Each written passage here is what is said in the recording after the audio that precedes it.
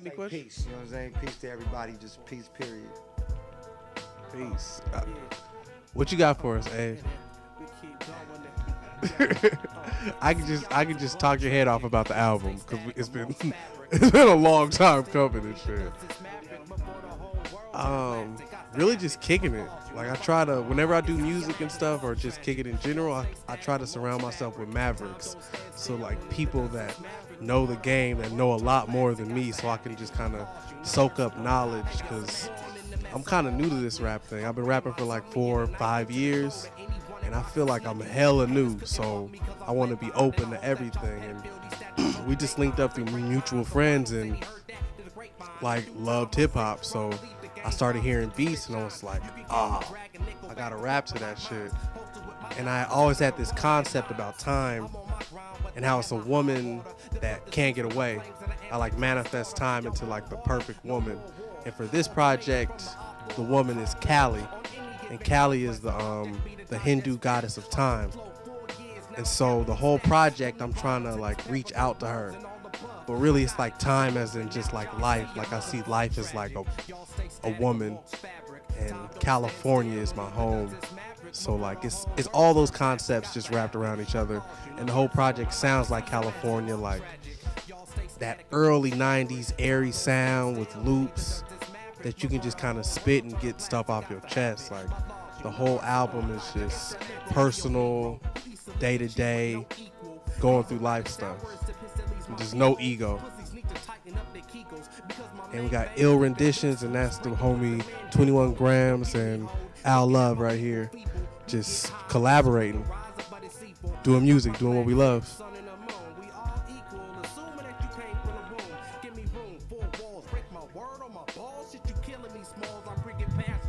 Peace. I could definitely want to add on to this and say that when I first heard it, I mean, it was like a rough draft, I guess, you know, like a rough mix down of it.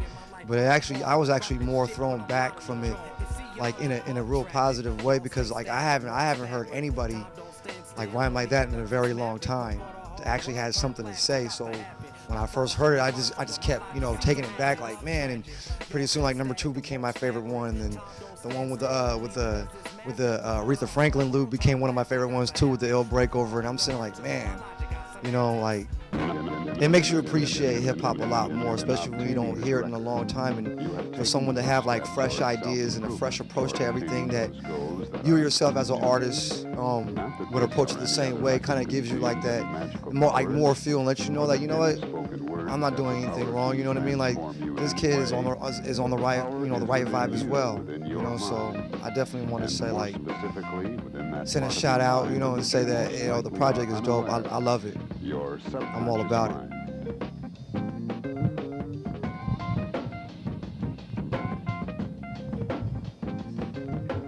No, yeah, I appreciate that, and it's all love. Shout out to CrateWorthy. Keep making hip hop. Shout out to Ill Renditions. The album will be dropping soon as fuck. I just got to get these collaborations done. You know how that is. But you got any other questions? I'm featuring a lot of people on this album because like that's what I wanted to kind of push, the idea of like collaborations and like multimedia and multicultural and just societies coming together. So like I tried to put a lot of collaborations on this on purpose. So I got like the homegirl Caressa is singing on it, homegirl Paulina, John Doe rapping on it. She's my California for a couple tracks. B Watt, Makeshift, Piff, Bam Circa 86. I tried to get the whole San Diego scene on this. I had a track for Scatterbrain to get on too. So, but yeah, I just wanted to push collaborations. Like I love the idea that they even collaborated on beats together. Like I feel like when you mesh things together like that and mix cultures and brains and ideas, you get something better than that, or better than yourself. Like I definitely couldn't have made this by myself. Yeah, you feel all the different energies and vibes. Yeah, definitely. That's one thing I can say about the album. It has a lot of different energies on it. You know what I mean? Like really good ones too.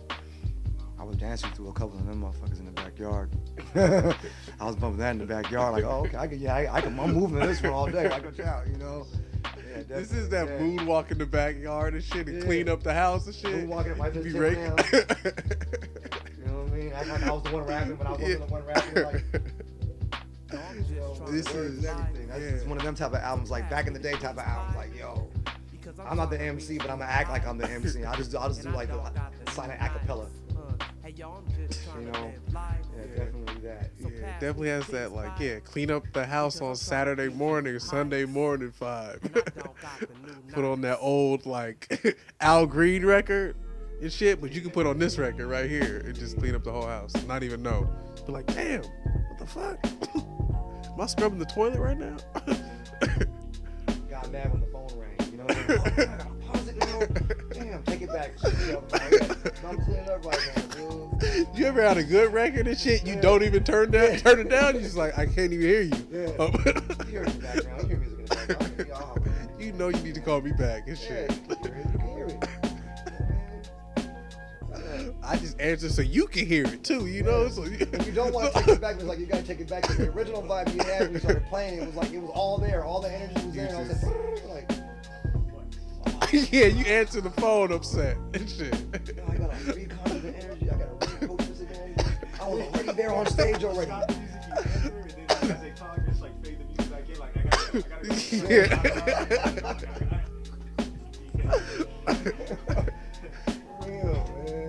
That's 21 grams over there and shit. Shut up with the bad voice right now. Yeah, you know. Yeah, the bad voice.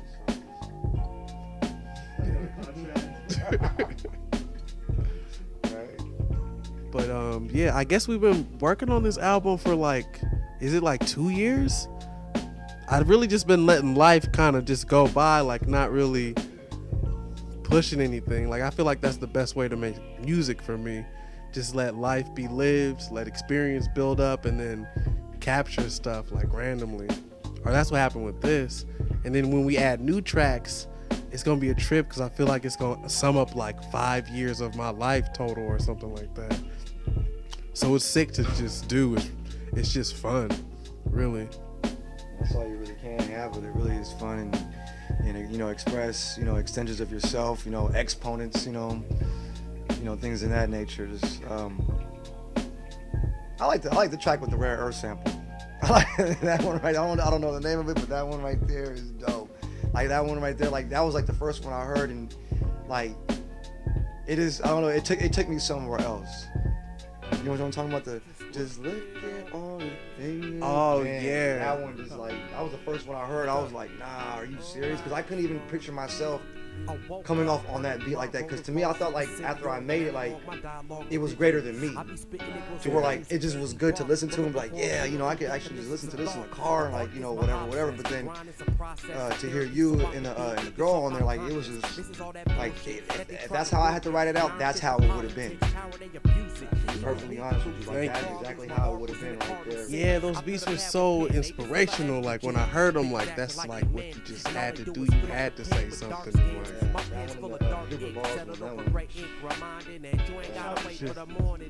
Oh yeah, Destin did make that Listen to the Strings Go beat. Yeah. The reverse joint, oh, that's like When the strings hit, shit. This is a complete album, man. You know what I mean? Like it's complete. It has an arm, leg, arm, and a head. It walks, it talks, it dances, it bounces, it jumps. You know what I mean? You know, you don't have to have strings to make it move. Like you just turn it on and it moves. It's like walking, talking, dancing, everything out. You know, it'll chill with you. That sums it up right there. This one, I was in a cool state. Like I was learning. I remember I had a religious class in college. I was going to Grossmont College, and I was soaking up so much knowledge. I was learning about like ancient Hindu culture. Like that's kind of where I got the title of the album. I was really learning about that stuff. I was learning about like 5%er knowledge and just associating that back to like the Baptist upbringing that I was brought up in. So it was like a mix of so many cultures when I was freshly learning about it. So it had kind of like that almost innocent, unjaded vibe to it. So I think that's what makes it different. And like I wanted to like coming at hip hop, like especially being more new to it, I feel like I had to start off with something classic and then experiment. Like I feel like I can't experiment first without doing something that's just OG classic. I think what gives the album balance too, because there's a spiritual conscience there. It's not just like he's just rhyming like, oh, I'm a dope MC. You know, he's actually saying something like, you know, you'll hear it in and out, you know, throughout the album. Like, you know, he's not just talking and like, you know, putting words together. You know, there's a life there. Oh yeah, so definitely check out the album. It's California, Cali, and you'll feel the whole story, whole vibe.